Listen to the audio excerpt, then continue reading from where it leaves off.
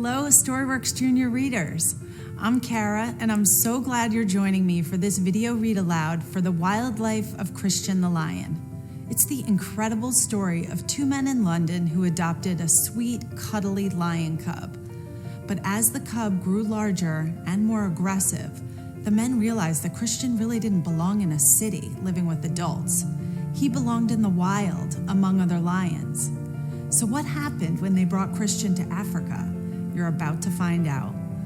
Luckily for us, a lot of their experience was filmed, so you're going to see real photos and videos of Christian's adventure. This is an amazing story that I promise will make you think about how we interact with wild animals and where they really belong. You ready to meet Christian? Let's go. The lion cub had spent his whole life in a cage. He was born in a zoo. Then he was sold to a fancy store in London, England that sold animals. It was December 1969. The poor cub was put on display in the store. He was stuck between the kittens and the sheepdogs. The lion's future seemed quite grim. Then two young men named Ace Burke and John Rendell walked into the store.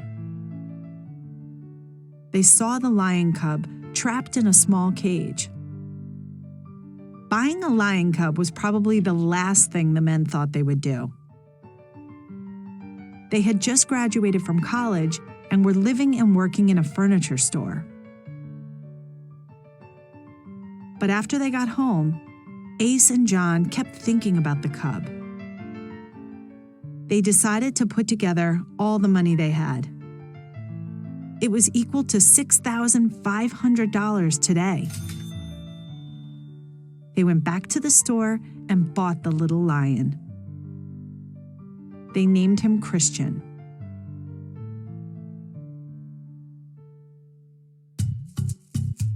Christian was a 30-pound ball of fluff when he moved into the furniture store. He quickly felt at home.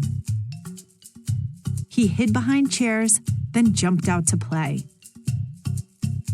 He climbed on Ace's and John's laps while they talked on the phone. People came to the shop just to see the lion.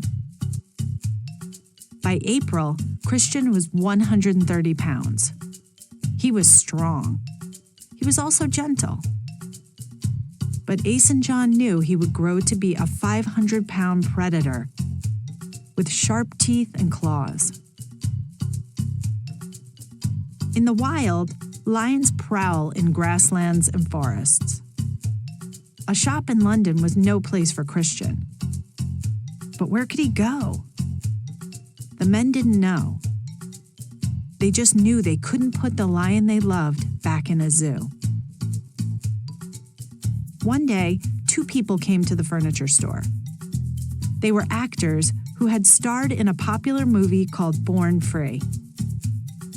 The movie was the true story of a lion cub named Elsa. She was an orphan. She was saved by a couple named Joy and George. They raised Elsa for years.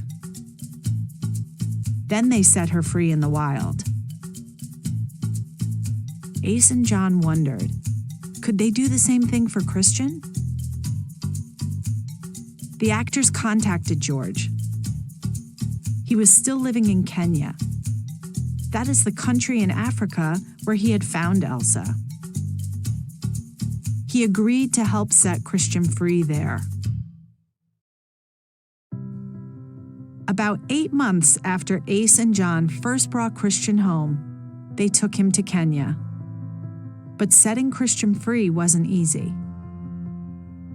Animals raised in captivity, in zoos, cages, or homes, don't have the skills they need to stay alive in the wild.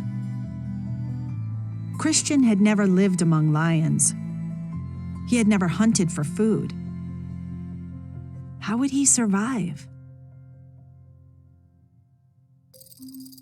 But George had a plan. a small group of lions lived at his camp. George hoped Christian would bond with them. He hoped Christian would form his own pride, or group. The group could then go into the wild together. At first, Christian wanted to stay with Ace and John, but he soon made friends with the other lions. Ace and John knew they could leave him.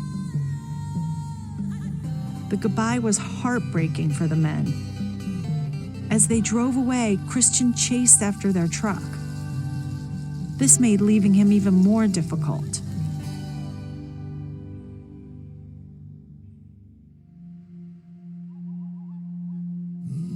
The next year, the men returned to Kenya to visit Christian. He was now 300 pounds and 6 feet long. Would he even recognize them?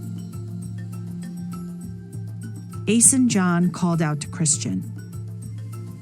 When he heard the men's voices, he put his paws on Ace's shoulders. Then he reached over to John and pulled him in too. It was clear. This wild creature was hugging the men who had raised him. When it was time to say goodbye to Christian again, Ace and John cried. They knew they would always miss the lion. But as their plane took off, they saw Christian and his new family on top of a rocky hill.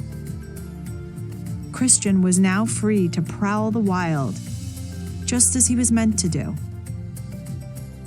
And he would never see the inside of a cage again.